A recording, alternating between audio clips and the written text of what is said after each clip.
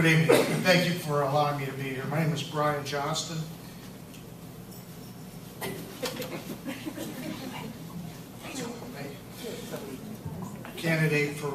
Independent candidate for Geauga County Commissioner.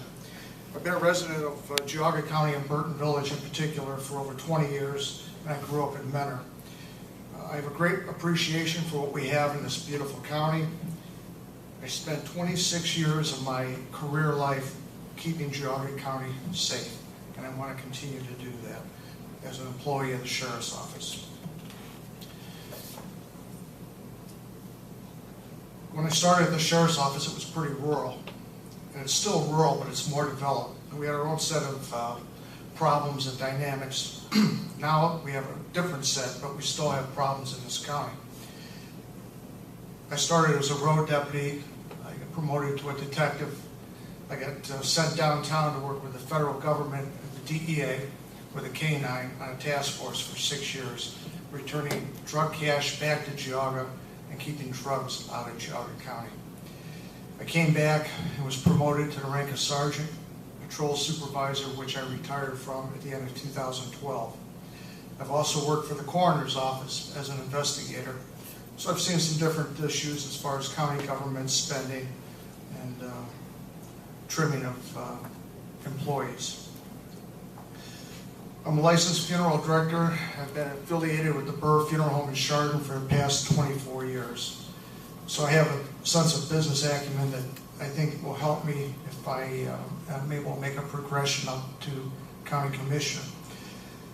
I've served my community of Burton for over 12 years as a councilman and a member of the Board of Public Affairs, which is the Water Sewer Board. So I have insight as far as the water issues and the sewer issues in the county, and also the septic issues. Outside of my employment, I am active with the Ohio Patrolman Benevolent Association, which is the union which represents a majority of police officers and law enforcement employees in Geauga County. As a county commissioner, I will be able to assist the elected officials in their negotiations with their unions, the ones that are unionized.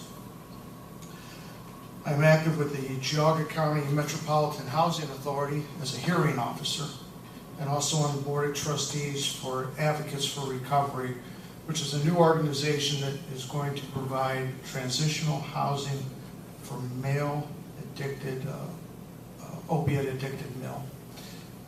They're making a transition back into society.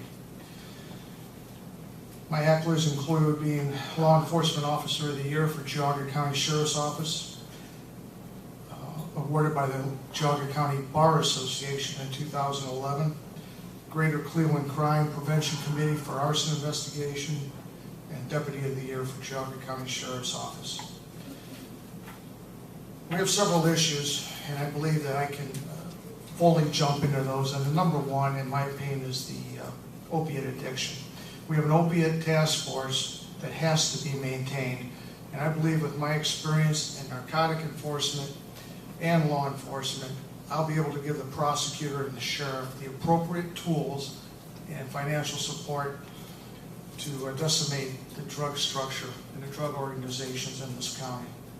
This problem is not going away, it's getting worse, and we just cannot maintain status quo. We have to move forward and hit it with the heaviest initiative and enforcement we have possible.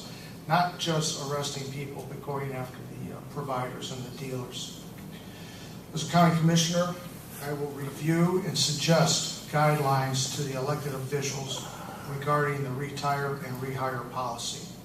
Although we cannot stop them, I certainly would hope they would come on board with a plan where it's just not a rubber stamp, that each application for retire and rehire is evaluated on a separate basis. I'll treat the commissioner's job as a full-time job since I'm retired and not a part-time hobby.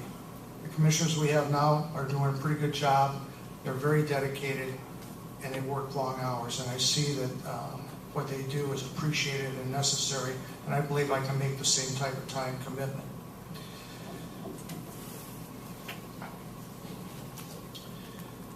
There is an issue brewing with the Ohio Department of Health that's trying to mandate that we have new septic systems, even if they're not required.